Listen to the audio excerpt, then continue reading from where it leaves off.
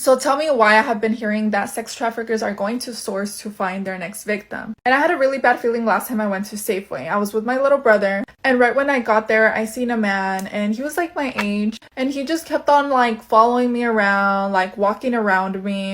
And I thought he wanted my number, you know? I was like, oh, he probably wants my number. He's probably gonna approach me. But then I just started getting a really bad feeling, and I told my little brother, let's just grab all our stuff and leave. We walk out of the store, and by this time, it's nighttime. I looked at my car, and I realized that there was a shopping cart right behind it. And I just thought, who does that? And then I thought, what would a sex trafficker want me to do? He would want me to grab the cart and put it back to the shopping cart location. And I said, fuck that. I grabbed the cart and I just threw it to the other side. And then I realized that that man that was following me around was right behind me. And then I looked down to his hands and he had nothing. He did not buy anything. Before you guys start feeling bad for my ex-boyfriend, this man was controlling and one of the worst people to be in a relationship with. So this is how I broke up with him. I had just came back from my vacation. I seen him. We went to go grab pizza and we literally just parked somewhere. He was boring.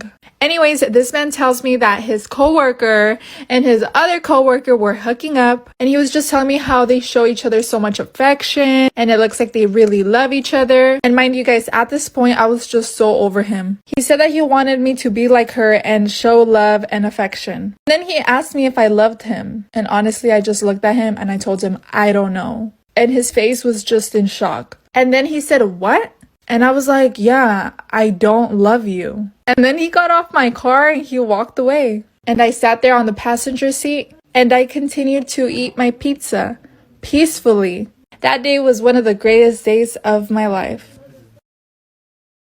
I was dating a guy from the church that I used to go to. And you guys already know that people are super chismosos. They love gossip, even if they go to church. So, you know, I was trying to keep it low key. I didn't want people to know that I was talking to this guy. I don't know how people started finding out, but his sister found out. And let me tell you, she was so jealous off of him. His own sister. She used to call other people from church and she would just complain and just be so mad because his brother was getting ready to see me. She was saying that I wasn't holy enough, that I didn't dress right, that I wasn't a woman of God. And you know, all the BS that you could imagine. Homegirl was really judgmental. But the more I heard of her being mad and crying over it, the more I wanted to go out with him. And that's exactly what I did because, yeah, no. Petty me does not play. And that is not your man, girl. Here's another movie recommendation that I've been told to watch so many times. If you like major plot twists, you're going to want to watch this movie. Ghost Ship. I really don't know where to start with this. In the first 5 minutes of the film, everybody's on a cruise liner and a wire comes loose and slices everybody in half. Everyone that was on the deck in half.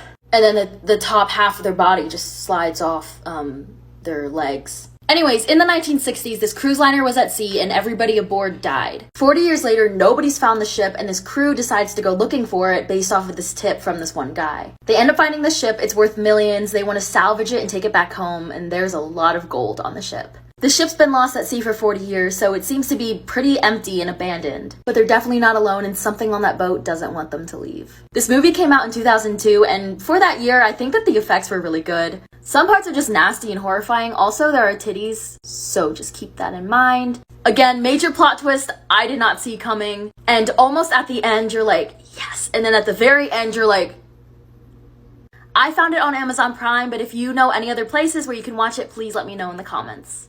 Mom found my plan B. At the time, I was 16 years old. I remember taking the pill, but I don't remember where I placed the packaging. My mom one day, she decided to wash everybody's blankets. I had got home from school. She calls me over to my room. She hands me the packaging and she's like, what is this? And why do you have it under your pillow? And I told my mom to not worry, that it was not mine, that it was my friend's, and that she had just took the pill and left it there, and she probably forgot to just throw it away.